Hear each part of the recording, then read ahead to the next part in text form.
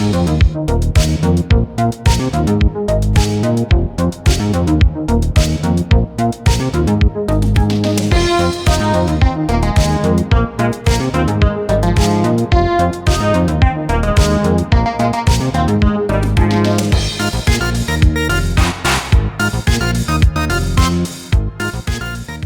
see this young, malnourished looking boy?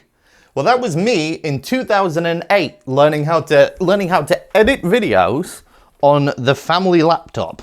And it's a laptop which I happen to remember ran on Windows Vista. And the reason I remember that is because back in college, I remember speaking very fondly of Windows Vista. And then my IT professor told me that Windows Vista was shit because it was unstable. I'm unstable, Laura, am I shit? Anyway, since I learnt to edit all those years ago, which was almost 20 years ago, bizarrely, I've never stopped. I never stopped making little videos and films. I would consistently record videos, edit them, and then look at the finished product and go, wow, that quality is terrible. It couldn't possibly compete with everyone else's. Therefore, I'm not going to upload them. Which means that now I sit on an archive of hundreds of hours of a young Moby trying to be funny or interesting and failing, frankly. Now, between you and me, I'm a perfectionist, and I'm probably the most imperfect perfectionist that you're ever going to see. But the problem is, when I first started making YouTube videos, the standard at that time was 360p, and then it grew to 480p, and then 720, 1080, and then people started getting crazy with it, and they started with 360 cameras and drone shots and 4K, 8K, and now people have their own studios and stuff. And the whole time, I've been trying to catch up, and I've never been able to. And then now, all of a sudden, I don't much want to catch up anymore, you know?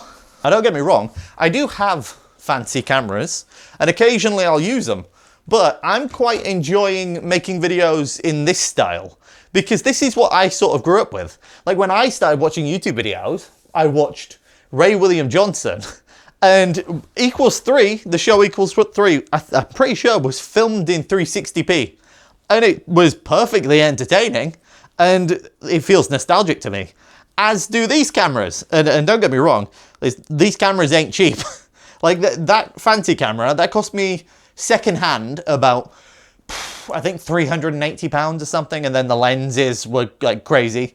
But these cameras, like this one which I filmed the Blackpool video on, that was like £80 or something, and then there's tapes and batteries and chargers and stuff. And then this camera that I'm filming on, I actually have 4 of these.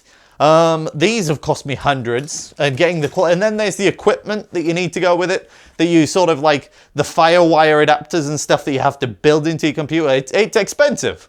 This whole old camera setup has cost me altogether probably about £700 to set up. But the idea is that hopefully, by using camera quality like this, over the years, I'll be able to make more videos that I feel a little more comfortable with, and then therefore you get more videos. We can only hope, huh? I guess we're gonna see if that pans out, aren't we? But in the meantime, I've got a meeting with a friend who says he wants to go make a YouTube channel, and he wants my advice, bizarrely. So, you're not invited to that, unfortunately. Sorry about that. See you next time.